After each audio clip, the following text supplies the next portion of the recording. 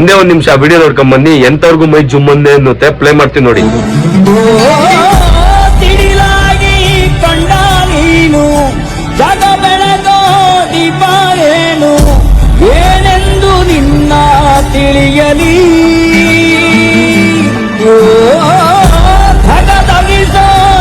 ನೋಡಿದ್ರಲ್ಲ ಎಷ್ಟು ಕಷ್ಟಪಟ್ಟು ಊಟ ಮಾಡ್ತಾ ಇದ್ದಾರೆ ಅನ್ಬಿಟ್ಟು.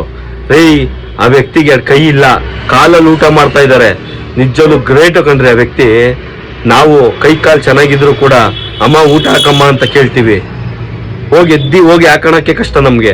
ಅದರಲ್ಲಿ ಆ ವ್ಯಕ್ತಿ ಕೂತ್ಕೊಂಡು ನೀರು ಕೊಡೋರು ಗತಿ ಇಲ್ಲ. ಆ ವ್ಯಕ್ತಿನ ಹಿಂಗ್ ಹಿಡ್ಕೊಂಡು ನೀರ್ ಚೆಲ್ಲಿ ಆ ಮಗು ನೋಡಿ ಬಂದು ಯಾವ ರೀತಿ ಕಿತ್ತಿ ಬಾಯಿ ಕೊಟ್ಟಿದ್ದಾರೆ ಅಂತ ಮನ್ಸು ತುಂಬಾ ಅಂದ್ರೆ ತುಂಬಾ ಬೇಜಾರಾಗುತ್ತೆ ಕಣ್ರಿ.